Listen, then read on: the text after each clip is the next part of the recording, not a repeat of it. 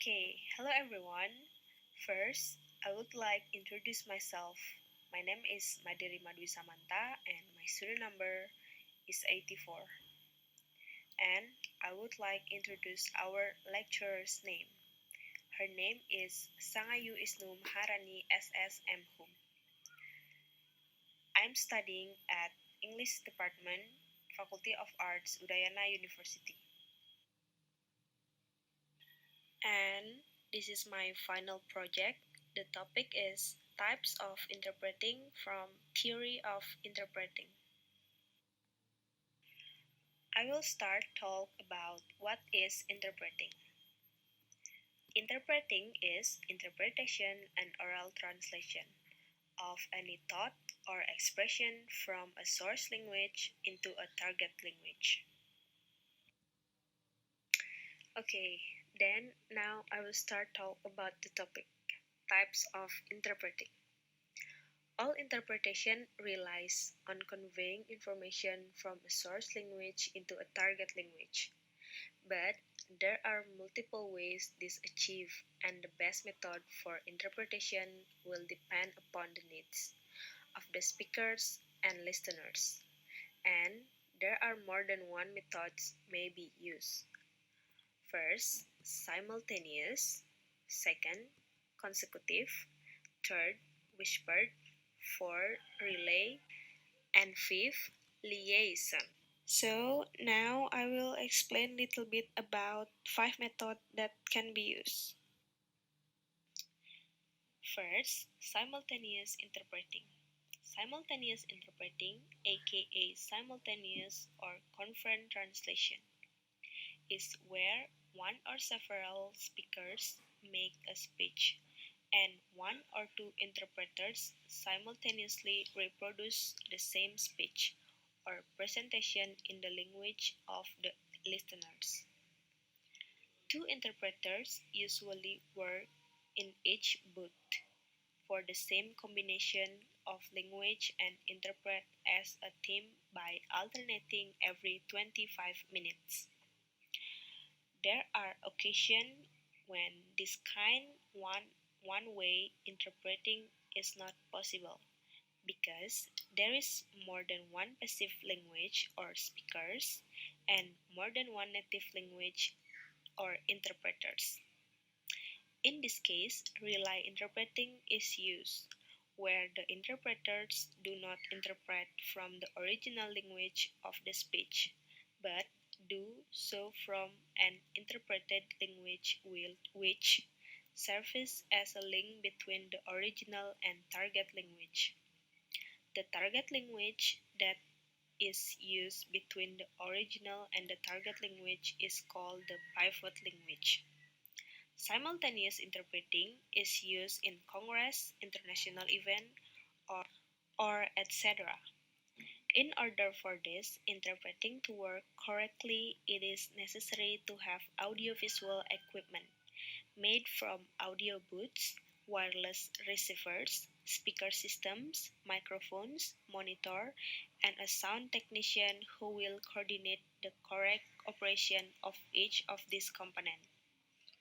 There are times when the interpreting is carried out using a system that consists of a radio frequency transmitter and receivers without a soundproof cabin. As this equipment is very light, it is useful in circumstances such as site visits, as it allows delegates and interpreters to move around easily.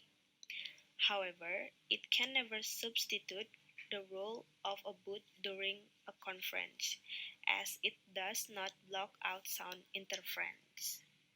There is a fact about simultaneous interpreting.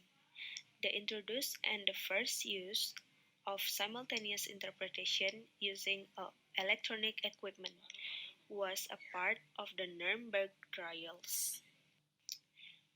First, simultaneous interpreting. Second, consecutive interpreting. In consecutive interpreting, a speaker makes a speech or presentation in a language and an interpreter who is at his or her sides reproduce the same speech in the language of the listeners. The speaker pauses in his or her speech from time to time so that the interpreter can intervene and reproduce his or her speech in the language of the listeners. The speaking times of the speakers and the interpreter are usually agreed upon before the speech starts, but usually last around 3 until 5 minutes in speeches and presentation, and the time required in the negotiation and meetings. Consecutive interpreting is normally used in a bilateral meetings, negotiation, press conference, interviews, meals, welcome speeches, and also other speeches and presentation. The interpreter must take the necessary notes to allow him or her to accurately reproduce the speech. And there is a fact about consecutive interpreting. Numerous interpreters develop their own ideogram symbols, which aid them by recording, not the words, but the thought of the speaker in a type of language independent form. Third, whispered interpreting. In this type of interpreting, the listener hire an interpreter to interpret only for him or her that given the native language of this listener is different from that the rest of the listeners in the hall or meeting. As the name implies, the interpreting that is carried out is simultaneous and in a low voice, so as not to disturb the rest of the listeners. This type of interpreting is not very common and is typically over a short period of time. It is one way. It is also known as judge-hotted interpreting. And there is a fact about whispered interpreting. Whispered interpretation is often referred to as a chuchotage or whispering in a French. Third, for relay interpreting. Much like the races that share its name, relay interpreting is achieved by a group of participants.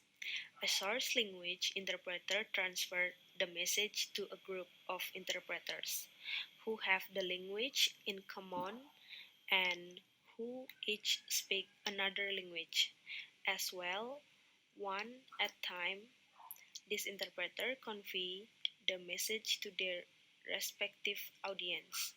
For example, a German speech is first interpreted in a language to a group of interpreters and is then interpreted by each into Arabic, French, and Russian.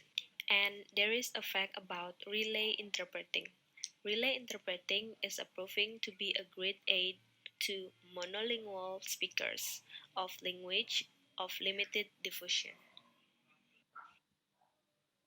And last but not least, liaison interpreting, also called escort interpreting. Liaison interpreting relies upon an interpreter who translates into and out of the source and target language as a conversation takes place. This type of interpreting is typically used for small, informal situations such as meeting. However, an interpreter may shadow a client for a several hours or all day long throughout everyday activities. And there is a fact about liaison interpreting.